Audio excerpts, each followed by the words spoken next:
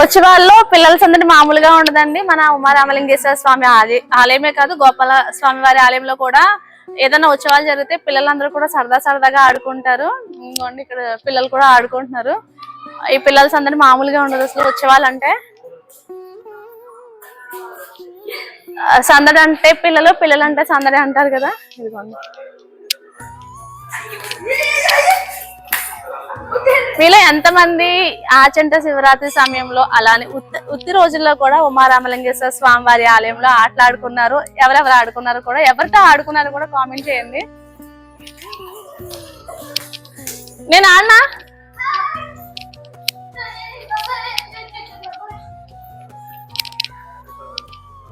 మనం కూడా కొంచెం చిన్ననాటి రోజులకి వెళ్ళిపోదామండి. ఈ స్తంభం ఉందా?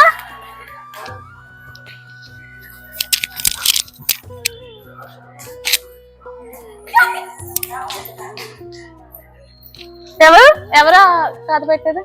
తనా?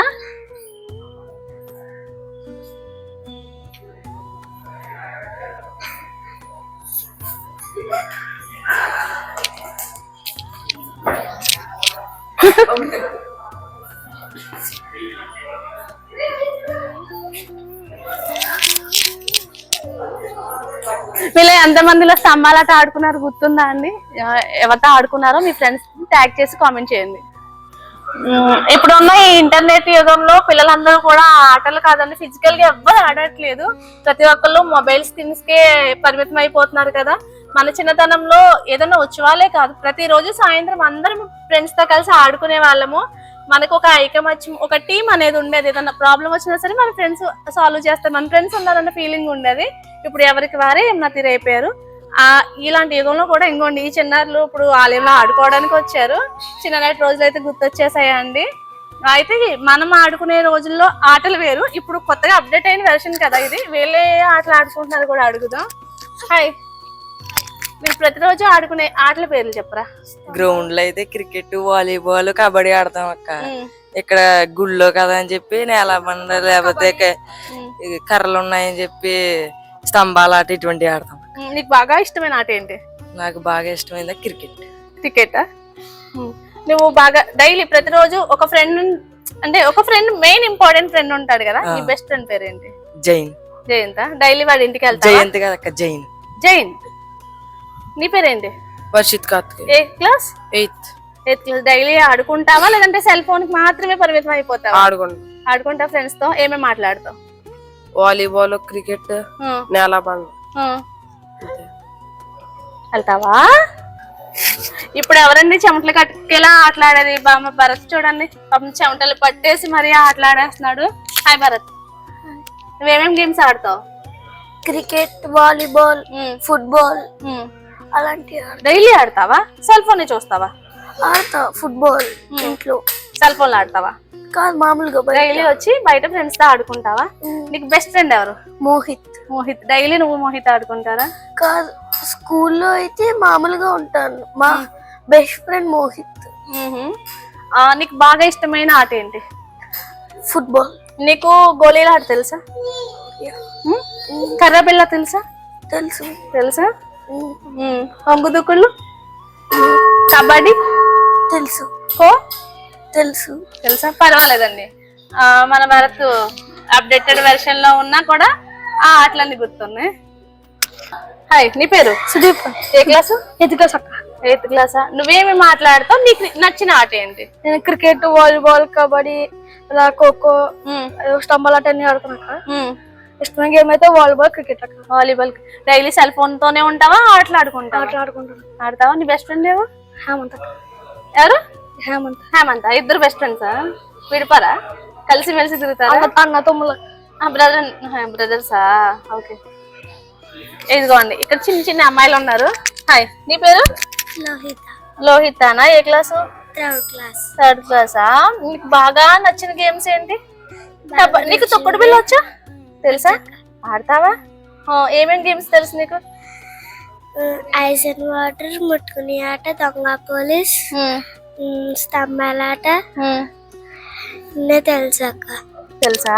ఇప్పుడు మీరంతా కూడా డైలీ శివాలయంలోకి వచ్చి ఆడుకుంటారా లేదంటే ఉత్సవాలు జరుగుతున్నాయి కాబట్టి వచ్చి ఆడుకుంటున్నారా? కాబట్టి వచ్చి ఆడుకుంటున్నారా? మన ఆచంట్లో శివరాత్రి చాలా ఫేమస్ కదా, మీకు ఎలా అనిపిస్తుంది? మీ ఇంటికి చుట్టాలు వస్తారా? ఈ 5 రోజులు మంచి మంచి కార్యక్రమాలు ప్రోగ్రామ్స్ అన్ని జరుగుతాయి, పెద్ద తీర్థం జరుగుతుంది కదా, మీకు ఎలా అనిపిస్తుంది? నీకు బాగా మెమరబుల్ అంటే నీకు బాగా గుర్తుండిపోయింది ఒక సంఘటన చెప్పు. శివరాత్రి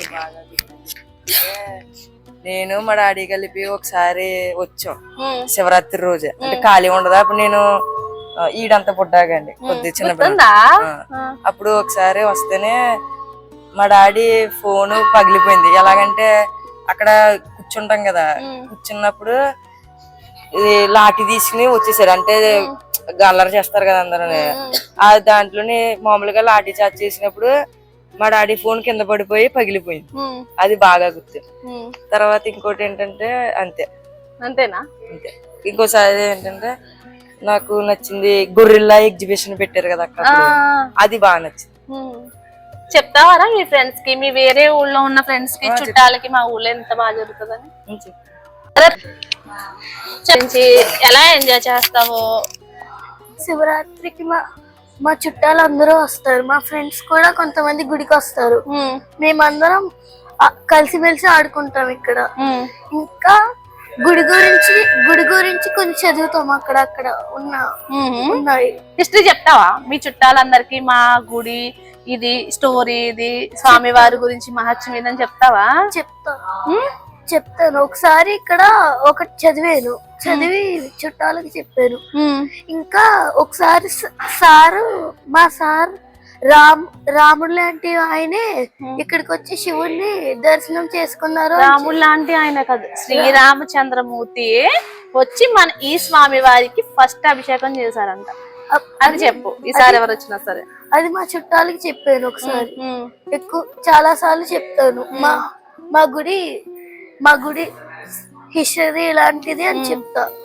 మా చుట్టాలు కూడా వచ్చినప్పుడు అన్ని గుడి దగ్గరికి తీసుకెళ్తాం. శివాలయం అయితే ఎక్కువగా వస్తాం. పొద్దున్నే వచ్చి సాయంత్రం దాకా ఉంటాం, మధ్యాహ్నం దాకా ఉంటాం. మళ్ళీ సాయంత్రం వస్తే ఆడుకుంటాం అందరం కలిసి. ఓకే, హ్యాపీగా ఎంజాయ్ చేస్తావు 5 రోజులు. ఇంత చిన్న వయసులో ఈ అబ్బాయికి ఎన్నో మంచి లక్షణాలు. ప్రతి సోమవారం కూడా ఉపవాసం చేస్తాడంట. ప్రతి సోమవారం చేస్తావా స్వామి వారి కోసమా? మొన్నటి నుంచి దీక్ష కూడా చేస్తున్నా. ఏం దీక్ష?